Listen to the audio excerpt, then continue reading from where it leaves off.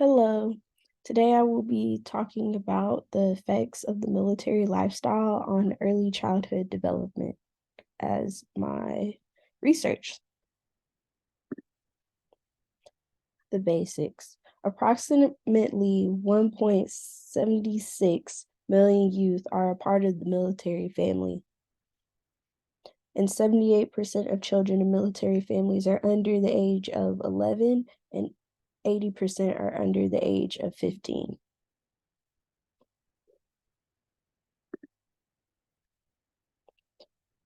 This chart is to represent how many children that are within a military family are directly impacted by the nation's war.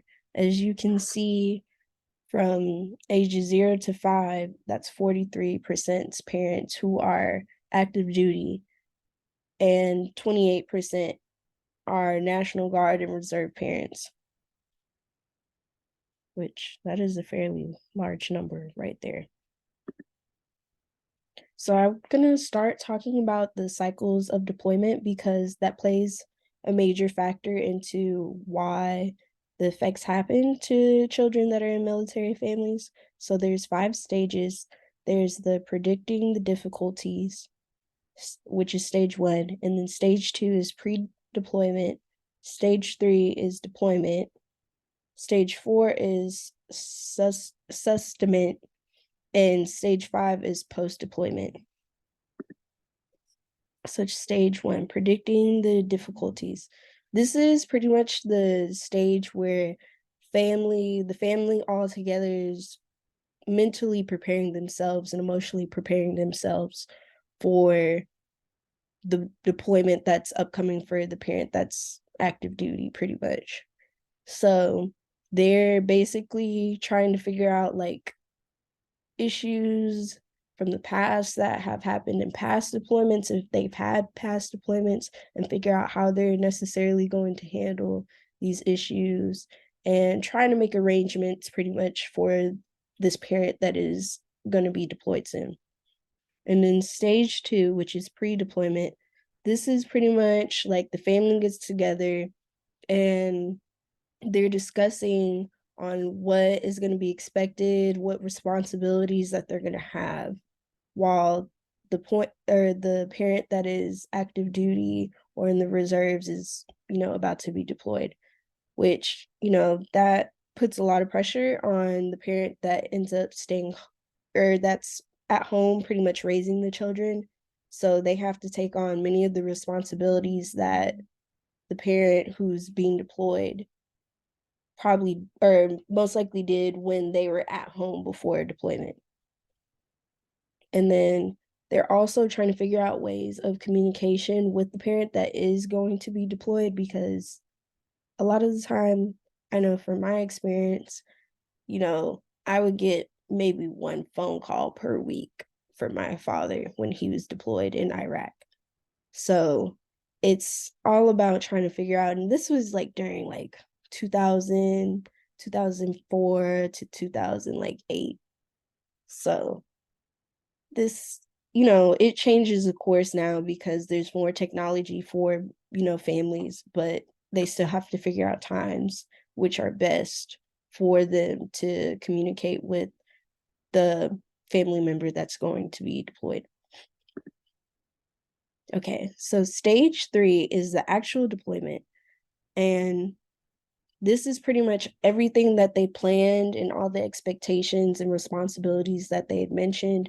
And stage 2 is now being enforced into action pretty much. So this means that the caregiver that is at home, usually the mom that's at home, she's taking responsibilities of bills, making sure that the children, if they're old enough, is going to school, any activities or anything like that. So she's taking on, or they're pretty much taking on all of the responsibilities that the deployed parent is not there to do.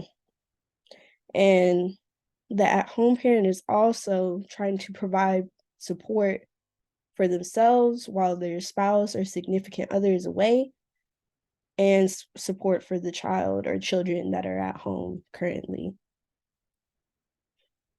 Stage 4 is the sustainment, which basically this is the at-home parent trying to establish or maintain a support system for their family, for their children, for the deployed parent while they're still actively going through deployment.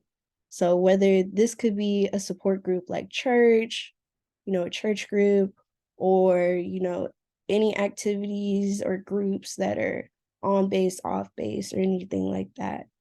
Or even extended family, coming to visit, coming to help out with, the at-home parent so they can somewhat get some type of break or get some stress alleviated and help with the children or child that's still home.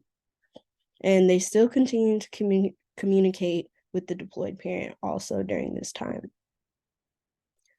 So the last stage is post-deployment. This is pretty much the stage where the active duty parent comes home and is, being reintroduced back into like the normal lifestyle of not being deployed, which this is the most difficult period because many active duty members, they come back and they possibly have PTSD, they possibly, are injured or anything like that.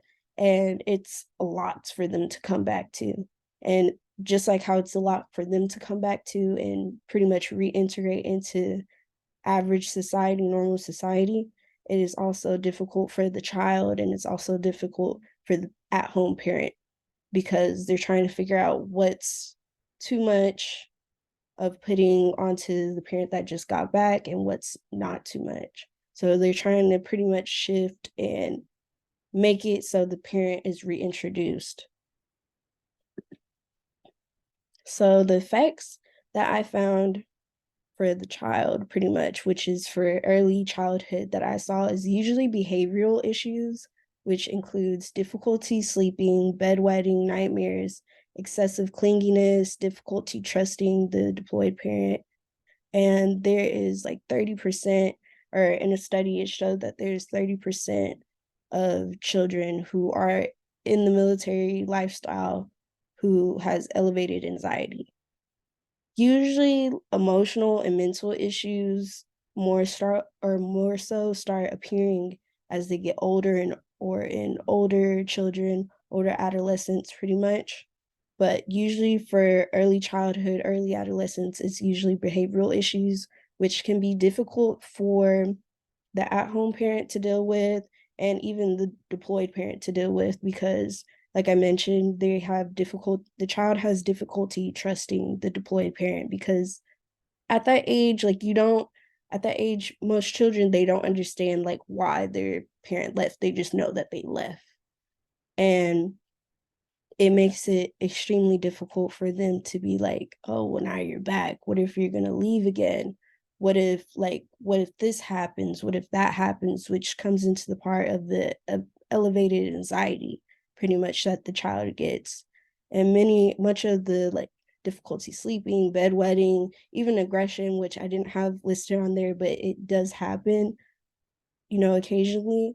These are all results of pretty much children having to deal with deployment.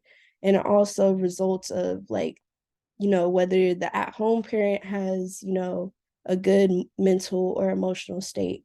If the at-home parent doesn't have a good mental or emotional state, it could be very difficult on the child and can display through the child's behaviors, which even the deployed parent, if they come back and they, like I mentioned, they come back and they have PTSD or they're injured in some type of way during wartime, that also can play a big role into how the child acts too. Because just like, you're gone for a while, you still have to you have to relearn you have to relearn your child, you have to relearn like your spouse and the whole family dynamic, which can be difficult after coming from an area that you had to be tense and you had to be basically worried about yourself and worried about your comrades. But issues like that can, the parents play a big role into how the effects happen. But this lifestyle has had, a negative impact on most children that are in the military or that are product of the military, including myself. But this is pretty much all my research that I found, and I hope you enjoyed learning about this. I appreciate y'all's time. Thank you. And these are my references, and y'all have a great day.